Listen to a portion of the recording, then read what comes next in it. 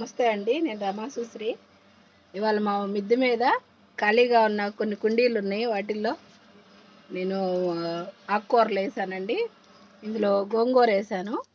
గోంగూర ఇది ధనాస్ గోంగూర అండి. ధనాస్ గోంగూర నాకు ఒక్క మొక్క గోంగూరలో మాలు కొన్నప్పుడు వచ్చింది. ఆ ఒక్క మొక్క నేను పెంచి దాని నుంచి విత్తనాలు తీసి వేసానండి. చాలా చక్కగా జర్మినేట్ అయినాయి. అన్ని విత్తనాలు వచ్చేసినాయి. 10 లీటర్ల బకెట్ ఇది. ఈ బకెట్లో విత్తనాలు చల్లాను. అవి బాగా మొలిసినాయి. తర్వాత ఇవి నేతిబీర విత్తనాలు వేసానండి. ఇందులో 5 విత్తనాలు వేస్తే ఈ ఒక్క మొక్క మాత్రమే మొలిసింది. పచ్చిమిర్చి నారు ఇది కంపోస్ట్లో వచ్చినట్టుందండి. నేను కిచెన్ వేస్ట్ అంతా తెచ్చి కంపోస్ట్ చేస్తాను. వాటిల్లో వచ్చిన విత్తనాలు అనుకుంటాను. ఇవి 4 మొక్కలు మొలిసినాయి. ఇవి ఆకుకూరలే ఎక్కువ వేస్తానండి నేను. ఇది ఎర్ర తోటకూర. ఇది ఒక్క టమాటా మొక్క వచ్చింది. ఇది కంపోస్ట్లో వచ్చింది, నేను వేయలేదు. తర్వాత ఇది పొట్ల విత్తనం అండి. రెండు పొట్ల విత్తనాలు ఉంటే పెట్టాను, ఒక్కటే వచ్చింది. ఈ బేర విత్తనాలు ఒక 5 విత్తనాలు బేర విత్తనాలు ఉంటే పెట్టాను, 5 జర్మినేట్ అయినాయి. ఇది 20 లీటర్ల టబ్ అండి. ఇందులో వేసాను బేర విత్తనాలు. ఇది బేర చెట్టేనండి. బేర చెట్టు బాగా పాకుతుంది. బేర విత్తనాలు ఇందులో ఒక 5 ఏమో బేర విత్తనాలు వేసానండి. 5లో 3 మొక్కలు మాత్రమే మొలిసినాయి. అసలు మొలకలు రాలేదండి. ఫస్ట్లో ఇవి రాలేదు కదా, వస్తాయో రావో అన్నట్టుగా నేను తోటకూర విత్తనాలు కూడా చల్లేసాను. ఎర్ర తోటకూర అన్నీ కలిసినట్టున్నాయి, చల్లేసాను. అవి 2 వచ్చినాయి. సరే ఆకుకూర తీసేయడం ఎందుకని ఉంచేసాను అలాగే. అవండి ఇందులో కూడా 20 లీటర్ల టబ్ ఇది. ఇందులో కూడా నేతిబీర మొక్కలు పెట్టాను. 5 పెడితే ఈ 2 జర్మినేట్ అయినాయి. మిగతాయి కంపోస్ట్లో వచ్చినాయి. తోటకూర విత్తనాలు అయ్యి ఉంటాయి. వంగ మొక్క ఒకటే ఉందండి నా దగ్గర. అంతకుముందు 4-5 మొక్కలు ఉన్నాయి. ఎండలకి మాకు పైన షేడ్ నెట్ లేదు, అందువల్ల ఎండలకి అన్నీ ఎండిపోయినాయండి. ఇప్పుడే పూత వస్తుంది. ఇది పూత పోస్తుంది ఇప్పుడే, ఇంకా కాయలు అయితే రాలేదు. పూతలు అయితే వస్తున్నాయి చెట్టు నిండా. తర్వాత ఇది ఒక టమాటా మొక్క.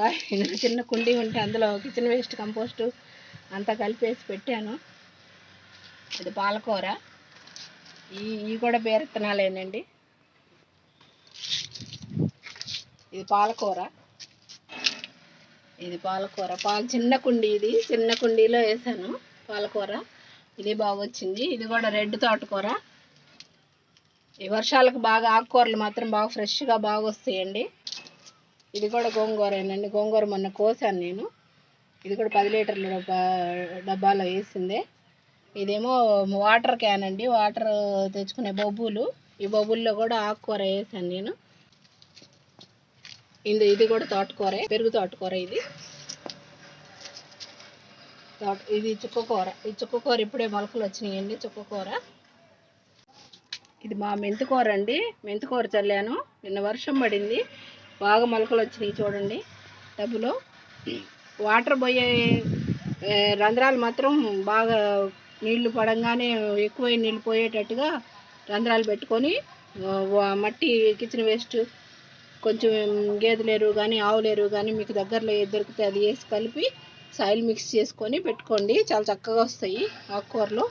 పుదీనా మొన్న ఎండలప్పుడు ఎండిపోయిందండి, అది పోయిందిలే ఇంకా అనుకున్నాను. మొన్న వర్షానికి మళ్ళీ చిగురేసింది పుదీనా.